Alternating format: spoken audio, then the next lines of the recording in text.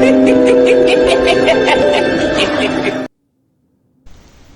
Video and updates के लिए bell icon पर प्रेस करें और ऑल पर सेट करें। शुरू करते हैं अल्लाह के बाबरकत नाम से जो बड़ा मेहरबान और नहायत रहम वाला है। तमाम तारीफ़ें मेरे अल्लाह रब्बुल इज़्ज़त के लिए हैं। खौफनाक कहानियों के मुअज़्ज़ज़ नाज़रीन को मेरी तरफ से अस्सलाम वालेकुम। उम्मीद करती हूँ आप सब लोग खैरियत से होंगे, जहाँ होंगे खुश होंगे। आज आप लोगों के लिए बहुत डरावनी कहानियाँ लाई हूँ जिन्हें आप लोग बहुत पसंद करेंगे। आज की पहली खौफनाक कहानी मोहम्मद मुज़म्मिल शेयर कर रहे हैं। मुज़म्मिल कहते हैं, आज आपके साथ अपनी ज़िंदगी में पेश आने वाली बहुत ही ज़्यादा डरावनी कहानी शेयर करना चाहता हूँ। आज से 25 साल पहले की बात है। उस वक्त बिल्कुल मैंने हाल ही में पुलिस लाइन ज्वाइन की थी। तो मैं एक जिस तरह से एक सिपाही होता है, कांस्टेबल, वो था। हम लोगों की ड्यूटी लगाई गई एक चौकी थी, चौकी नंबर 21। जो चौकी नंबर 21 थी, पुलिस चौकी, वो तब आती थी अगर फैसलाबाद से बहावल नगर जाया जाए तो उसके दरमियान में साहिवाल और आरिफवाला का जो रास्ता था, उस दौरान वो चौकी आती थी। क्योंकि वहाँ पर बहुत बड़ा घना जंगल एक रास्ते में आता है जिसके सेंटर से वो मेन रोड होकर गुजरता है। तब ये होता था कि 2-2, 3-3 जो पैसेंजर बसेस होती थी उनको इकट्ठा करके हम लोग आगे अपनी सरबराही में लेकर जाते थे। क्योंकि उन्हीं वीरानों और जंगलों में बहुत से डकैत, डाकू छुपे हुए होते थे और जैसे ही कोई अकेली गाड़ी, कोई पैसेंजर बस वहाँ से गुजरती थी तो उसको लूट लिया जाता था। आए दिन वारदातें बहुत ज़्यादा बढ़ने लग गई थी क्योंकि वो जंगल अभी भी हैं और वो रास्ते अभी भी बहुत ख़तरनाक हैं।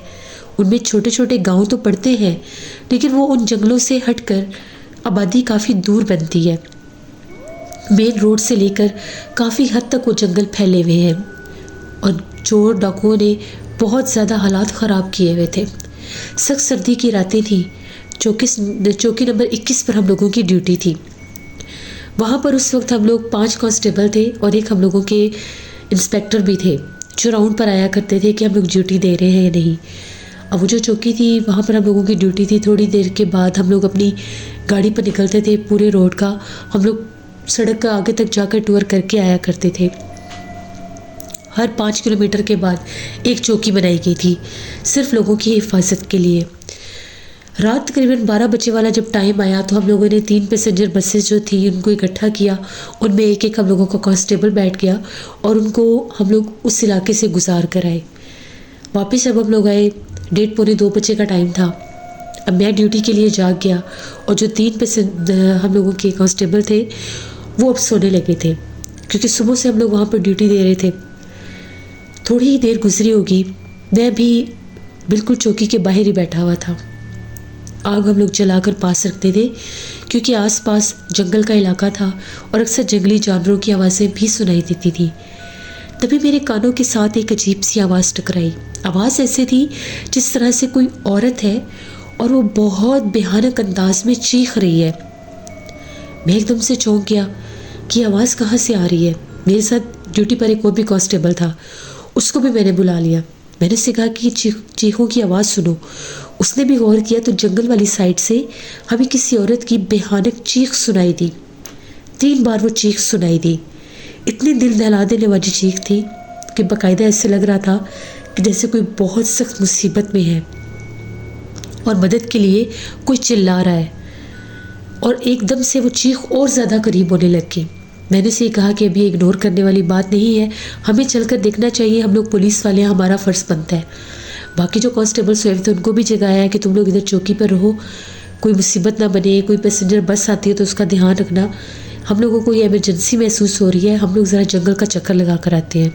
हम लोगों के पास जिस तरह से वेपन, असला वगैरह था, टॉर्च था हम लोगों के पास, हम लोग वो लेकर अब वो जंगल के अंदर हम लोगों ने जाने का फ़ैसला किया।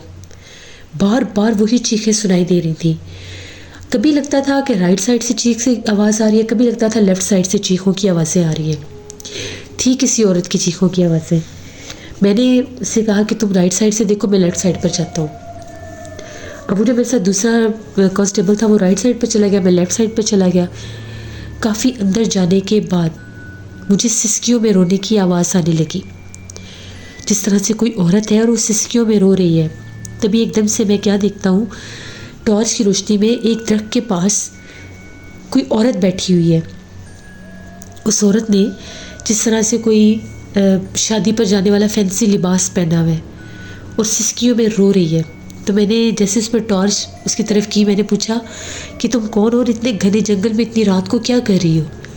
रोए जा रही थी। एकदम से उसने मेरी तरफ देखा और वो ये कहने लगी कि मैं फ़लाँ फ़लाँ गाँव से हूँ, मेरे घर वाले मेरी शादी ज़बरदस्ती कहीं करवाना चाहते थे, तो मैं वहाँ से डर के भाग आई हूँ और अब मुझे यहाँ से डर लग रहा था, मुझे यहाँ पर कोई चीज़ डरा रही है, इसलिए मैं चीखों पुकार कर रही थी कि कोई मेरी मदद को आ जाए, क्योंकि यहाँ से तो बहुत सी बसें गुजरती हैं मुसाफिरों की।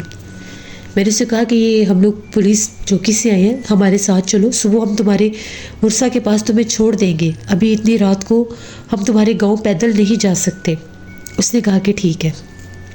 वो उठी, ठीक ठाक बिल्कुल वो नौजवान लड़की थी, अच्छी शक्लो सूरत की थी।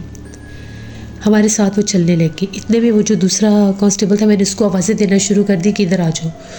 उसने मेरी आवाज़ की सुन ली, उसने कहा कि ठीक है मैं आ रहा हूँ। जैसे वो चलता हुआ मेरी तरफ आया, अब वो लड़की जो थी वो मेरे साथ साथ चल रही थी। हम लोग इस तरफ से जा रहे थे, वो सामने से आ रहा था। एकदम से उसके पास भी टॉर्च था, उसने मुझे देख लिया। जैसे उसने टॉर्च की रोशनी में मेरी तरफ देखा, उसने चीखों पुकार शुरू कर दिया और ये कहा कि जल्दी से भागो, तुम्हारे पीछे कोई बला है। ये लफ्ज़ उसने बोले, अपनी जान बचाओ, भागो, तुम्हारे पीछे कोई बला है। ये कहकर वो चीखों पुकार करता जंगल से बाहर के रास्ते की तरफ भागा। मुझे समझ में नहीं आ रहा था ये क्या रहा है। मैंने पीछे पलट कर देखा तो वो जो लड़की औरत के रूप में मेरे साथ चलती हुई आ रही थी, उसका चेहरा बदल चुका था, इंतहाई डरावना चेहरा था उसका। और वो उसके बाल ऐसे थे जैसे हवा में उसके बाल उड़ रहे हैं, हवा बिल्कुल भी नहीं चल रही थी। एकदम से वहाँ दरख्तों में हवा चलने लगी। भयानक उसका चेहरा, सुर्ख लाल उसकी आंखें, जुबान बाहर निकली हुई, दांत बाहर। इतनी भयानक औरत थी। उसका कद जो था वो दरख्त जितना हो चुका था और दरख्त इस तरह से झूल रहे थे जैसे कोई आंधी तूफान आ गए और ये सारे दरख्त मेरे ऊपर गिर जाएंगे। मैंने जब उसको देखा, एकदम से मेरे मुंह से अल्लाह अकबर निकला और मैंने उसी से भागना शुरू कर दिया। वो बाकायदा जैसे मेरे पीछे पीछे वो भाग रही है दरख्तों को, जैसे वो दरख्त गिरा रही है। 3 से 4 दरख्त उस आंधी तूफान में गिरे भी, जैसे कोई भूचाल आ गया, तूफान आ गया। बिल आखिर गिरता पड़ता जिस तरह करके मैं भी रोड पर निकल आया। अब मैं भी चीखों पुकार करता, अल्लाह अकबर करता चौकी की तरफ भागा। वो कांस्टेबल जो था वो चौकी पर पहुंच चुका था। वहाँ पर हम लोगों ने आग जलाई हुई थी। जैसे हम लोग आग के पास पहुंचे, हम लोगों ने सांस लिया। हम लोगों को समझ में नहीं आया ये हुआ क्या है। मैंने उसे सारी बात बताई कि वो औरत के रूप में वहाँ पर कोई लड़की बैठी थी और उसने मुझे कहा है फ़लाँ गाँव से मैं हूँ और ये मेरे साथ हुआ है। वो कहता है कि जिस टाइम मुझे तुम्हारी आवाज़ आई है और मैं तुम्हारी तरफ आया हूँ कि तुम्हें साथ लेकर निकलता हूँ और देखता हूँ कि भला वो कौन है जो इतनी रात को जंगल में भटक रही थी। तो जैसे ही मैंने टॉर्च की रोशनी में देखा तो तुम्हारे पीछे काले स्याह चेहरे वाली एक औरत थी जिसका बहुत बड़ा सर था, सुर्ख रंग की उसकी आंखें चमक रही थी और जुबान मुंह से बाहर थी। मैंने उसका पूरा चेहरा देखा है जिस टाइम मैंने शोर मचाया है। मैं समझ रहा था कि तुम्हें नहीं पता। इतने में ऐसा लगा कि जिस तरह से दोबारा से उसकी चीखों की आवाज़ें आई हैं और वो बिल्कुल सड़क के करीब आ गई है। ठंड की वजह से हमने तो वहाँ पर एक बहुत बड़े लोहे का एक बर्तन था, उसके अंदर हम लोग आग जला कर रखते थे। हमने और लकड़ी फेंकी क्योंकि हम लोग गांव के इलाकों से थे, हमें पता था कि ये मखलूक जो है ये आग से डरती है। जब उसने देखा कि यहाँ पर तो आग दहक रही है, दूर हमें एक औरत खड़ी हुई नजर आई। वही लिबास जिस लिबास में वो मेरे साथ थी, दोबारा इंसान के रूप में आ गई वो। और वो एक दरख्त के नीचे काफ़ी देर खड़ी रही हमारी तरफ कमर करके कि किस वक्त ये आग बुझाएंगे और किस वक्त मैं लोगों के ऊपर हमला आवर होंगी। रात भर हम लोग बैठे रहे। उस दौरान कोई भी मुसाफिर बस नहीं आई क्योंकि वो चोरी के डर से सिर्फ और सिर्फ रात 12 बजे वाला टाइम हम लोग अलाउ करते थे और वो भी 3-4 बसों को इकट्ठा लेकर आगे जाती थी। उस जंगल में जिन्नात चुड़ैलें आफतें भी थी, ये किसी को पता ही नहीं था। सिर्फ लोगों के दिलों में यही डर था चोरों और डाकुओं का। वो काफ़ी देर खड़ी होने के बाद वो गायब हो गई, पता नहीं कहाँ गई कहाँ नहीं गई। काफ़ी देर तो हम लोग उसको देखते रहे। हमने हवाई फायर भी किए, हमने उसकी तरफ भी फायर किए, लेकिन उसको ज़रा भी ना तो कोई चीज़ लगती थी, उसके आर पार हो रही थी गोलियाँ। सुबह हम लोगों के जो बड़े इंस्पेक्टर थे वो आए, हमने उन्हें सारी बात बताई कि सर यहाँ पर तो ये माजरा भी है। पहले तो उनको समझ में नहीं आया, यकीन नहीं आया। फिर हमने तस्दीक की इस चीज़ की कि हम लोग उस घने जंगल के अंदर गए थे, बेशक आप भी जाकर देखें, वहाँ पर ऐसे मामलात भी हैं। उन्होंने कहा कि फिर इसका यही हल है कि आधी रात को कोई भी आवाज़ आए तो उस तरफ मत जाओ और जितना हो सकता है यहाँ पर आग जला कर रखी जाए। अब वहाँ पर हम लोगों की ड्यूटी थी, हम लोग वहाँ से इनकार भी नहीं कर सकते थे और जंगल का पता था कि वहाँ पर जिन्नात भी हैं। फिर हुआ ये कि उस चौकी के आस पास काफ़ी ज़्यादा हम लोगों ने लकड़ी, सूखी लकड़ी रखवाई बाकायदा, और हम लोग पुलिस डिपार्टमेंट की तरफ से ही एक साहिब इल्म को लेकर आए। उन्होंने हमारी चौकी के चारों तरफ हिसार किया, तावीज़ात तक लगाए, क्योंकि वो कहते थे कि ये मखलूक इतनी भारी है, इतनी सख्त मखलूक है और ये कोई एक नहीं है, इनके पूरे पूरे कबीले होते हैं। ये एक पिछल पैरी चुड़ैल डाइन है। इसके अलावा यहाँ पर जिन्निये और भूत प्रेत भी काफ़ी तादाद में पाए जाते हैं। ये वीरान और सुनसान बहुत कदीम पुराने जंगल हैं, आबादियों से भी पहले के ये जंगल हैं। ये रास्ते तो इन जंगलों को काट कर बनाए गए हैं, इसलिए आधी रात को ये मखलूक़ात अपना आप ज़ाहिर भी करती हैं और गाड़ियों को, लोगों को नुकसान भी देती हैं। इस जंगल में ऐसे बहुत से जिन्नात के कबीले भी रहते हैं। बेहतर ये है कि मगरिब के फ़ौरन बाद यहाँ पर आग जला ली जाए और रात भर सुबह फजर की अज़ान तक आग दहकती रहनी चाहिए। बिलफर्ज उन्होंने ये कहा कि यहाँ पर आपकी चौकी पर मैंने वैसे भी हिसार भी कर दिया है और हिफाजत के तावीज़ात भी लगा दिए हैं। अब वो मखलूक चाह कर भी इसके आस पास भी नहीं भटक सकती। इससे दूर वो चाहे जिस रूप में मर्जी आपको नजर आए, ना तो इसके करीब आएगी और ना ही आप लोगों के ऊपर हमलावर हो सकेगी। उनका मज़ीद ये भी कहना था कि आधी रात के वक्त आपको किसी औरत की, किसी बच्चे की, किसी मर्द, बूढ़े, किसी की भी आवाज़ सुनाई दे, कोई मदद के लिए पुकारे, चौकी से दूर खड़ा होकर पुकारे, तब भी समझ लीजिएगा कि वही जिन्नात है। यहाँ तक कि ये भी बताया गया हमें कि पहली बार उस जगह पर ये चौकी लगाई गई थी, ये नाका लगाया गया था, चौकी लगाई गई थी सिर्फ़ और सिर्फ पैसेंजर बसेस के लिए कि उनको कोई वो डाकू वगैरह लूटे ना। वीराने दूर दूर तक फैले हुए वो इलाके थे। अब जब हम लोगों ने वहाँ पर वो सारा हिसार वगैरह करवाया, आग जला कर रखते थे, उसके बाद भी ये एक्टिविटीज़ जारी रही।